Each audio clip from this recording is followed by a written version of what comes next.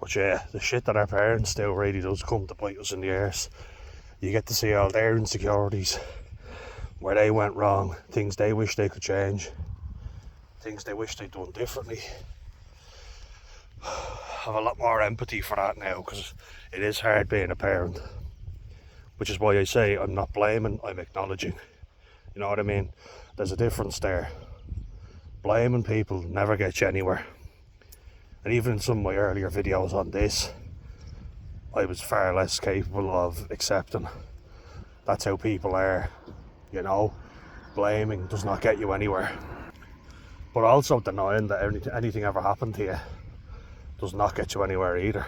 So he's crying. He likes the trenches. Oh yeah. Good boy.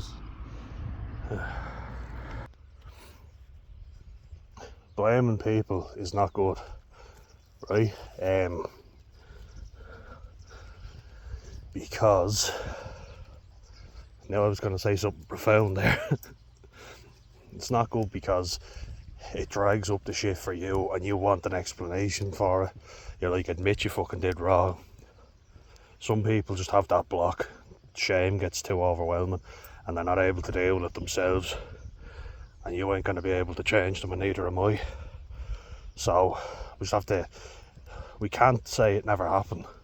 That's not going to help. We don't blame. We acknowledge it happened. But we also acknowledge it was fucking wrong and it shouldn't have happened. So you see what I mean? They kind of go, oh, shut up and get over it. You don't get over it. Telling me to get over it doesn't work. Giving me the tools to do it, to get over it, do. And by talking about it and saying, but I don't blame anyone, I accept they had their own shit going on, I forgive them, and forgiveness is something that's important. As I say, there's some things that are unforgivable, but if they're unforgivable, you have good boundaries. You just say, I love you and leave you, because I'm mature enough that I don't need to scream at you. But you've really pissed me off here, so bye bye, see you later. I don't need you in my life, so fuck off. You fake piece of shit.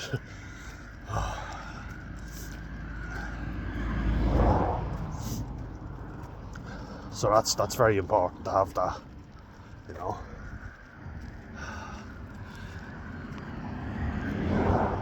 So then, like, building that relationship up with yourself is just something you got to do. You've got to have a sense of who you are if you want to set boundaries. You can't just go and do it if you don't know who you are, what you like, what you stand for. If you don't have that, how the fuck are you ever going to set boundaries? You know? So you've got to have that set in stone, who you are. Which I'm getting there. Not the expert, not claiming to be. Probably never will be, but I'm certainly trying. So I think I'm in a position to say what I've experienced. And that's what I always say, is kind of like a disclaimer. I am purely telling you my story, what I have experienced. I'm not saying that's going to be the same for you, but you can get something from it. And if you hear somebody else's, that might align a bit more with what you're going through, and you see you can work through it, you can get some solid advice. And what I wanted to talk about was kind of touching on more so generalising now, rather than talking about genders. I wanted to talk about toxic people that you might experience in your life, because as I say, not a psychiatrist, so there's no point in me trying to diagnose people. Plus, if I wanted to diagnose someone with a condition, like a mental health condition, I'd have to spend a lot of time with them. And I'm not being bad, but a lot of these people you don't want to, because they're very toxic. Mental illness isn't just someone who's sad and crying. It's someone who can be highly abusive. Who can be highly fucking abusive. A piece of shit, like, you know.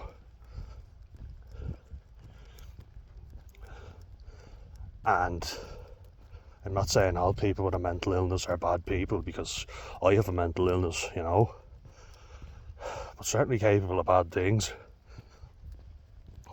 And they are a toxic person if they do not see that what they're doing is damaging other people, and then they don't get help for it. And a lot of these extremely narcissistic types, it's in the name, you know. You think you're great, you know, you're always right, so why would you ever need to get help? Like, antisocial personality is a bit different. That's someone who will literally try to murder you to get what they want. At the extreme end, anyway. Most people who have that mental illness, antisocial personality disorder, from what I read anyway, and from what I listen to with other people who know a lot more than me, it's all about exploitation. I'm not saying you go around and anyone who exploits you has antisocial personality disorder, but their behaviour can certainly be antisocial, for sure. I don't mean like as in they're withdrawn from people. I mean as in they're willing to infringe on your rights in an antisocial sort of way.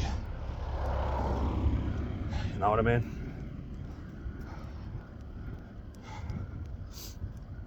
So, narcissists will do this as well, for sure. But with them, it's more about admiration. That's what it's all about.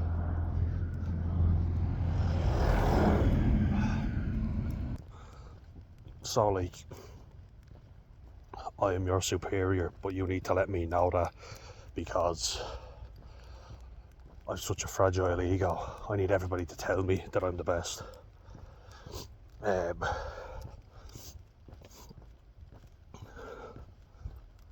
obviously it takes repetitive type of behaviour for that to be spotted. So you need to actually have exposure to that person, and you don't really want to because of how they are. And I understand that completely. So at the risk of going off topic, which I already have, there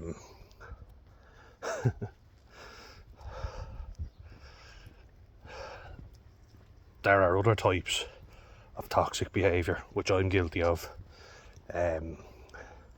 Not in a way of I'm better than you, but more so, how could you do this to me? You know? So it's always these cluster B types. Anyone who likes psychology channels will know this. I think a lot of people are into it. That fucking day. But you'll know those high conflict types, or at least more prone to being high conflict anyway.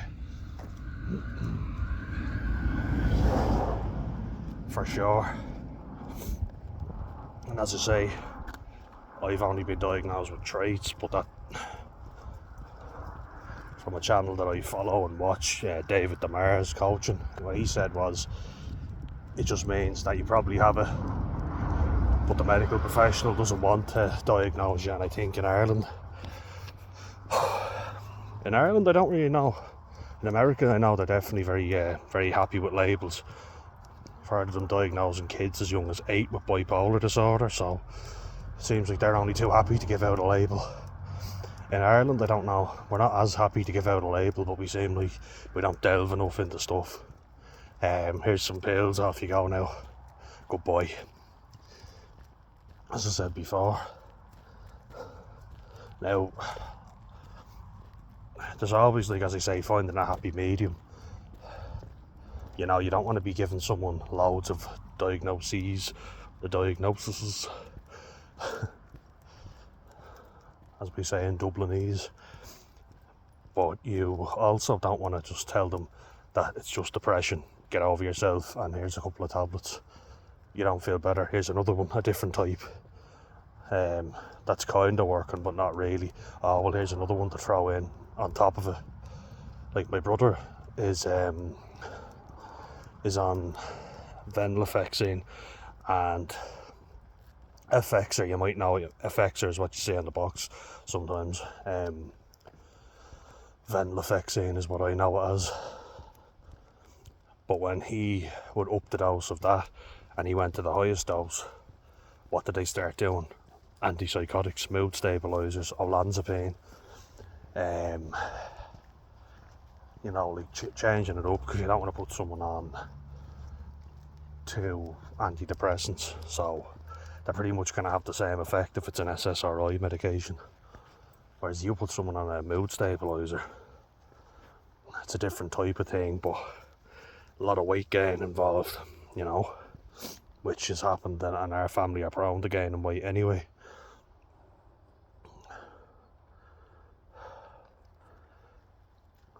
So there is definitely that end of it where they just keep upping the dose of your medication, but they don't delve into the problem, which is the big issue. And like for me, admitting there were EUPD borderline traits definitely has been, and not in just I'm sad and I feel shit all the time, but the impulsive behaviour. But I also don't think like I'm a bad person or manipulative in that kind of way of I'm better than you, but I'm very much, if I do something for you and you don't appreciate it, I'll give you an example. Only now, I understand my brother's going through a hard time, but he'll tell me I need to meditate and do all this stuff, and how I'm not looking after myself, or I need to see a counsellor. And I got us free tickets to the Ireland game at the weekend. I wasn't even going to use this example, but it's a good way of kind of putting it, of how my mind can work. And the way I saw it was, he is very indecisive. He's always like, oh, I can't go, I can't do it. And then I say, go on, you'll have a good time. And he ends up going and having a good time. It's always an argument. It's always like dragging him around. Like, I get there's illness there, but sometimes I get a bit annoyed with him. But I do also get it, that it's hard to motivate yourself. So it's just exhausting. Like you're saying to him, go out, you'll feel better. And this is where I have a real problem. I don't think those medications that he's on are doing fuck all, to be perfectly honest. And I think the weekend, like the Saturday just gone, proved it. Because I got free tickets before. He said, oh, I don't think so, I don't want to go. And I said, come on, you'll have a good time. He had a good time to an Ireland rugby game. And then we had a really good time. So I got more, and he told me this was actually a game he really would want to go to. So we got the Lewis, the train in Ireland, for anyone who's not familiar. And when we got off, literally about half an hour, like 30 minutes or so before kick-off, he goes, I have to go home, I can't do it, I feel terrible. And he's done this before, and it really annoys me. Because you try and get him out, and then he tells you he wants to go to something. And I was like, oh, for fuck's sake, Sam, like, for fuck's sake, what are you doing? I said, I'll wait with you, have a few deep breaths and you'll be fine. No, I have to go home now, I have to go home. So you tell me, what good is that medication doing for him? Someone who, he's always been a bit more introverted and shy, a bit more outgoing as a kid, but always a bit soft, let's put it that way, a bit more gentle in nature. You kind of feel like there's certain things you just have to do for yourself, like we can't do them for you. Like you have to push through things that are difficult, which he has trouble sometimes. And again, like there's extreme ends of the spectrum. I am the spectrum. But my approach is to dive head first into something, and then think of the consequences later. So it's very much so an impulsive type of mindset. You know what I mean? But I can see how it can kind of come across as manipulative when I go, look what I've done for you and you don't appreciate any of it. Like, oh my god, like I don't do stuff for people to use it as a weapon against them the next time, which it can come across as. But that's not my thinking. My thinking is, I want to do nice things for you. I have to always drag you to do anything. I'd like to do something nice for the family.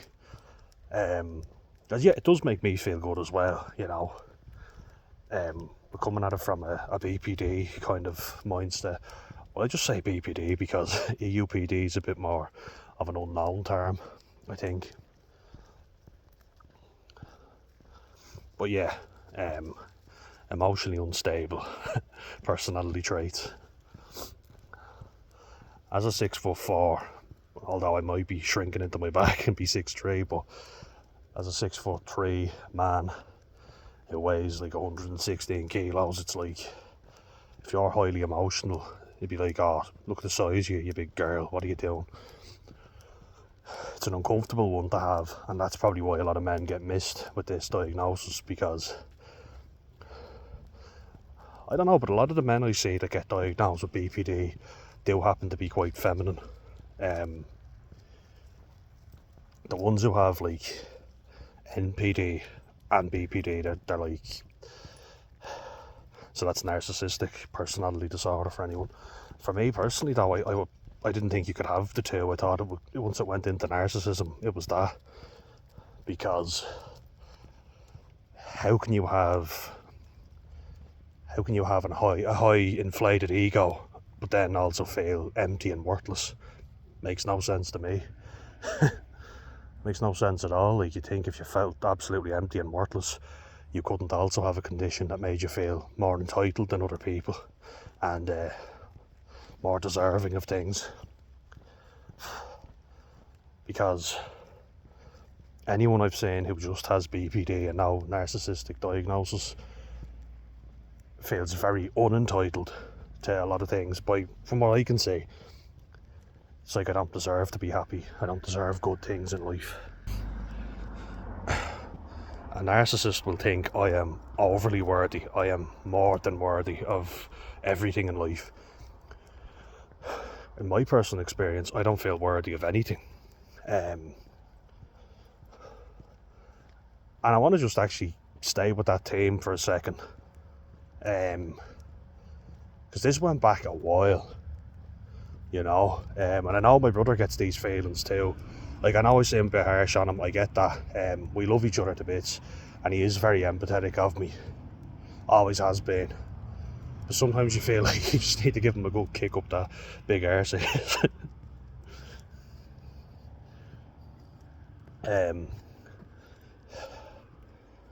But working on myself has made me more empathetic of him.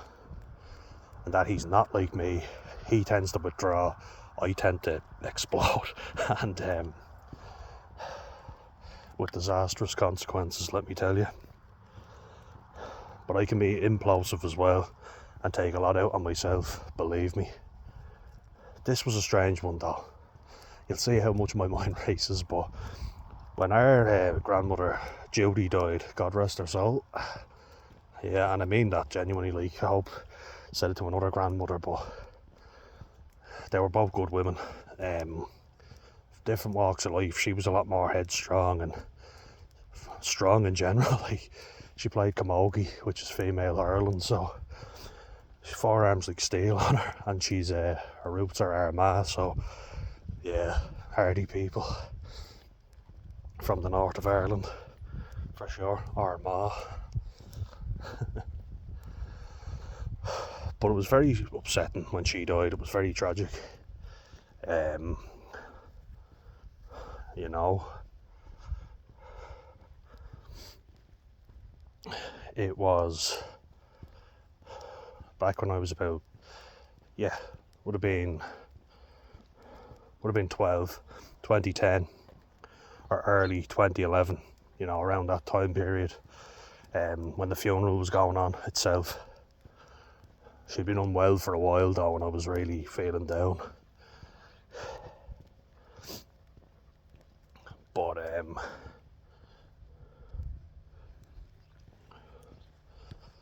I remember, like, all my mum's family, my family, you know, but I just make the distinction. they were all getting in. It was like a limo. It wasn't a hearse, you know. It was a big fancy car, kind of like a limo slash hearse or whatever. I always didn't feel like when my mum said who was coming in this and who was going up, I wanted to go up with my dad because I didn't feel kind of worthy enough to get in it with everybody, if that makes sense. Like as a child, 12-year-old. Not a very good place to be. Felt unentitled to do that, so there is no entitlement with me. I will say that. I don't feel like I deserve anything. But more so, if I like someone, I'll give them loads of nice things, and if they don't appreciate it, I'll be like, you're a fucking ungrateful prick, all the stuff I do for you, and it'll almost be like, where did this come from? But I will have put so much effort into it that I'm like, how dare you, all I do for you, and you don't appreciate any of it, you fucking ungrateful little prick. That's how it comes across for me anyway.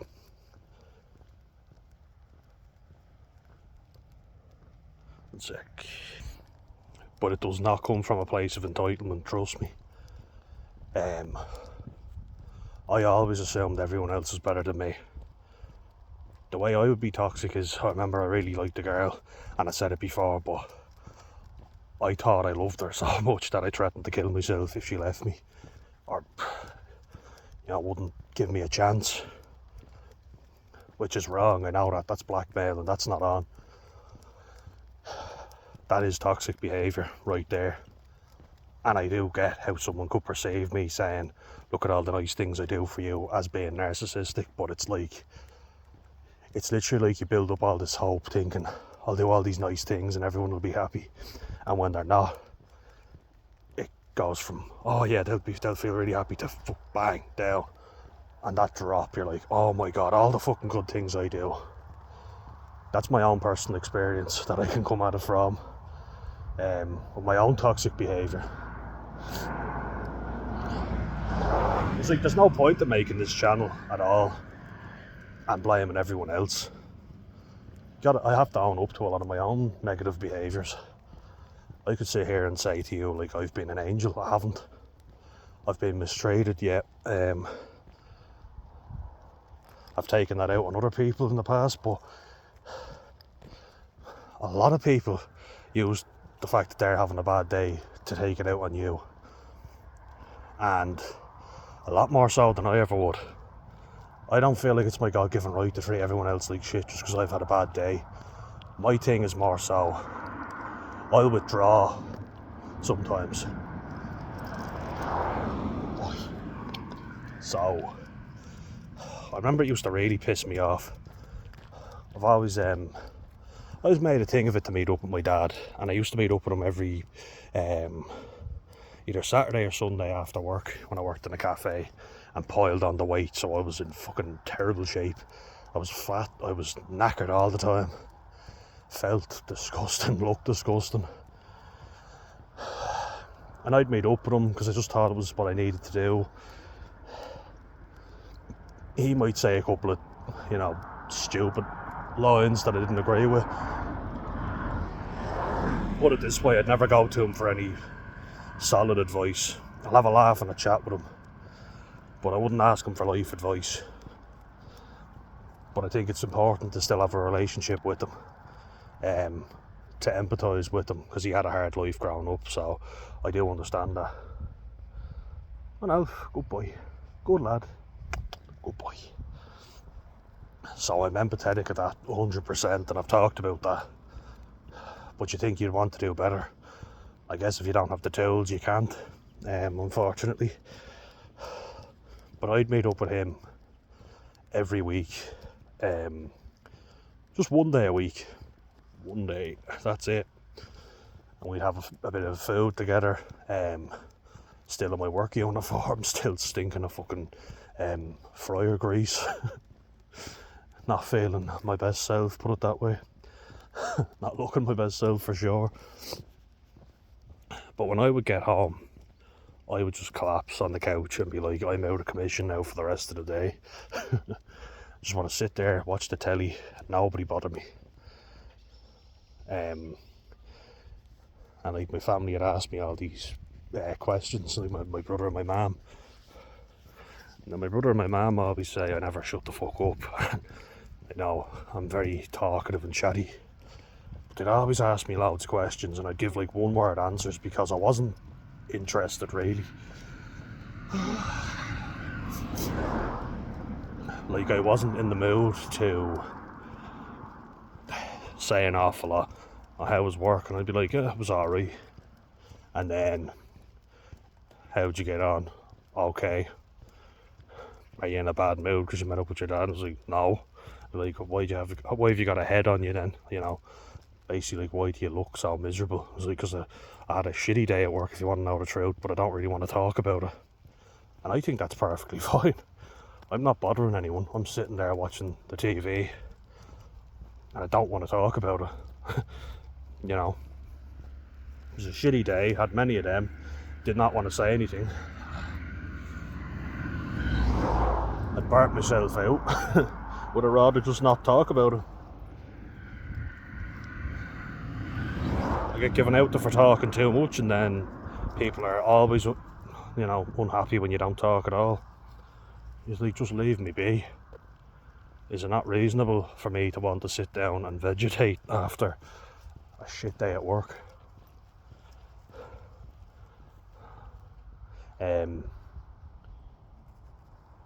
But like, yeah, I can admit to my own toxic behaviour. Like, but that's not toxic. That's, I want to be left alone. I'm not bothering you. Please don't bother me. You know, and I'm getting you nice things. Like when my brother said no to the tickets I got both of us on Saturday, after him telling us all month really of November that he wanted to go to it, I was like, are you fucking shitting me? It really drove me mental, because it was like, now I have to go on my own after asking you. You told me you wanted to. I'd already been to a Leinster game and he backed out of that, even though I got free tickets for that as well. So, pain in the hole really. You could go. Yeah, it's okay, go.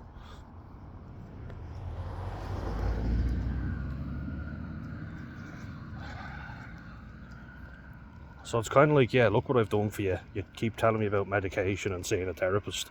I've gone to DBT, dialectical behavioural therapy. I've gone to compassion focused therapy, CFT. I've done loads of therapies. He hasn't. He didn't stick with them because he doesn't like group therapy. I find it better. I prefer it. We're allowed to be different. And I'm able to go to the game and he's not. It's clearly all these pills are not working, you know. But I can come across as toxic for saying that. Fucking pills are toxic, let me tell you. Olanzapine especially. Well, that's besides the point. I went and had a good time anyway. But it's a little sign on how maybe I can come across as toxic. But when you're dealing with toxic people, like that's my behaviour that I'm willing to admit to. But I try my best to set ground rules and get along with everybody, be obliging, be helpful. And I've worked with a lot of people who aren't like that. They only do what they want to do. They only serve their own needs. Like the amount of people that would only make me lunch in work, like we used to do it for each other. But they'd only do it because they wanted to get out earlier. If I asked them to do something for me and it didn't benefit them, they wouldn't care less. That's toxic behaviour. Only serving yourself, really, quite literally in this case. And we had, here's just an example of a guy I really just didn't like. I only met him once. Thought he had an extremely high sense of self and ego. Definitely high levels of narcissism with him. Now, he came across as very outgoing and wanted to know all about us, wanted us to introduce ourselves. You're not going to spot these people at the start. He was doing our manual handling course with us. But whenever anyone asked him a question that he wasn't an expert in, he would just laugh at us and kind of put it back on us. How the hell am I supposed to know that? I'm not an expert in that area, or I don't know about that. Move on, you know. But like, I know in Ireland we're definitely more capable of thinking of someone as an absolute wanker if they think any way highly of themselves. But I would completely justify it in this. Maybe it's my inner Irishness, but nah, this guy was a wanker for sure. I'm thinking about it, trying to cut him some slack. Nah, he was a wanker. Like lifting up a box, you know, real, like, look at me, I'm a brilliant. Really emphasising what he knew. No sense of humour at all. Like, I was making a few jokes because he was talking about ergonomics and how to correct your spine and stuff like that. Any big fancy terms, he loved using them, so he looked like, you know, the smartest in the room. But if there was an area he wasn't an expert in, I don't know that. How could I know that? I'm not an employee here. I'm not an expert in that. What do you expect me to know? There's a way of phrasing stuff, and he was just a real dickhead the way he phrased it. You know, I didn't like him. And I'm not afraid to say that. Because he was talking about ergonomics, and I was there saying, oh, you can show me how to correct myself after rugby, you know, like a joke. He goes, well, I'm not here to talk to you about rugby all day now. It's like, we both obviously like rugby. You said that. Why can't we have a chat about it, you fucking ignorant prick? And then talking about his kids playing rugby. And I was like, how are they getting on? You know, because the way he phrased it, it was like they could be getting on. They're still playing, you know, they're a schoolboy age playing rugby. So I was like, oh, how are they getting on in school, like playing rugby? Well, they did get on really well, you know, real condescending. Like, how the fuck am I supposed to know? They're not in school anymore. They had a great time. Really emphasising that you got that wrong. That's toxic behaviour, and it's very subtle, but you'll notice yourself start to kind of go, oh, what a fool I am. You start to doubt yourself. Come on, good boy. You'll start kind of going, oh, okay, he's trying to kind of make you look like a fool in front of everyone, and then putting you on edge when you're doing your lifting. Like, of course you know how to lift a fucking box, right? It's a simple thing, but pausing you, making you wait, then not watching you correctly.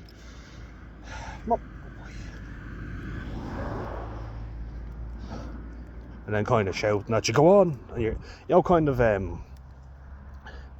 if those with more levels of narcissism are in charge of you, boy, will they fucking let you know about it. Something to watch out for. In the workplace, it's an awkward one because they can claim harassment if you retaliate, and they fucking will, believe me. Not that I've ever been accused of harassment, but intimidating behaviour, not even that. Let's just say I could have phrased stuff better.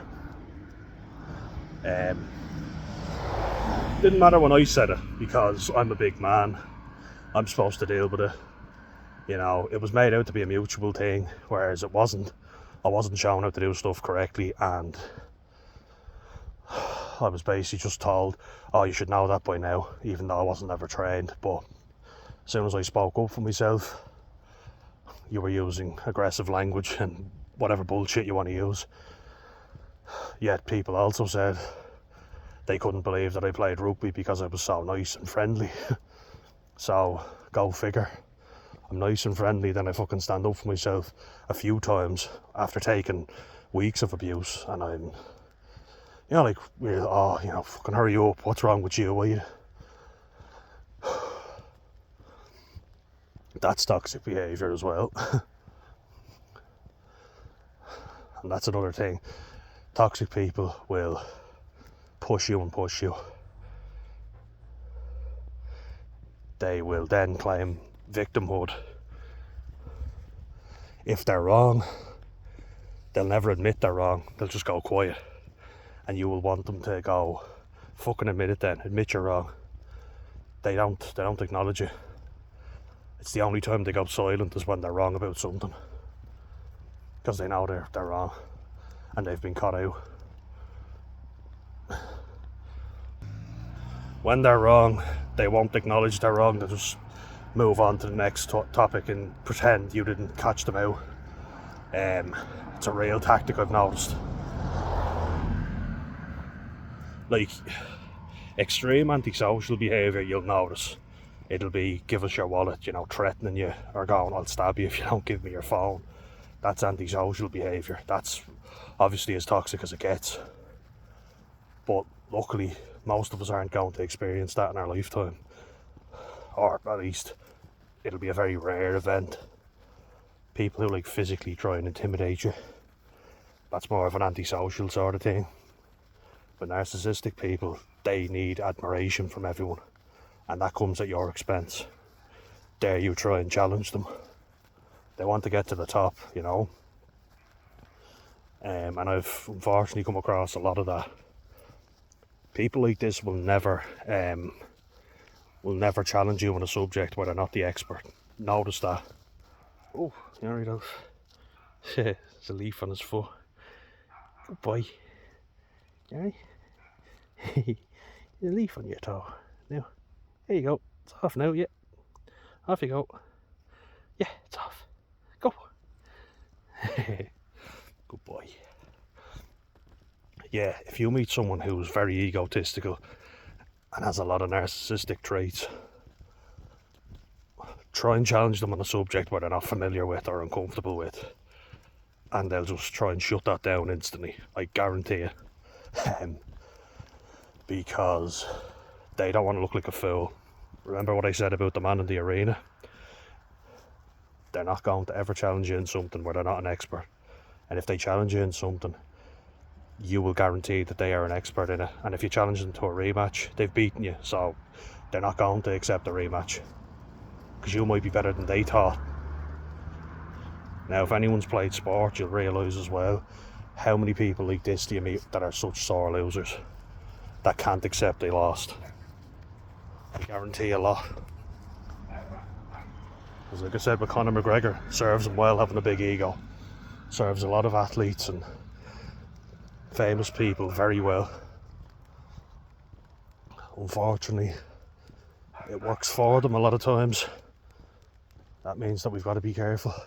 His best friend's here. His best friend's after coming over. Let's see. I'll let him off now.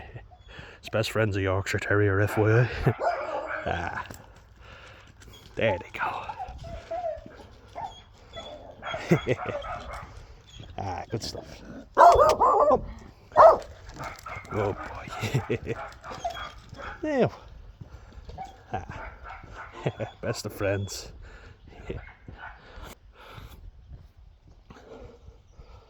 Ah, warms my heart to see them together. Oh, here they come. Oh, where is he? Now, here they ah. But yeah, wrapping it up, a real key sign of toxic behaviour is someone who only challenges you to something where they're the expert. And when you say something and challenge them to something trivial, they'll go, well, obviously you'll beat me in that, because you do it, diminishing your accomplishment. They can't accept losing because they weren't good enough. It'll always be because you have an unfair advantage. You know, they will never admit that you put in more work than them and are just better than them at something. So keep that in mind. They're always harder working and more naturally gifted than you. Or if they had the same opportunity, they would have done better than you. Do you mind? That's Alfie's best friend Bear right now. They're off playing now. Off they go. You kids have fun. And on that note, guys, I'll wrap it up. Cheers.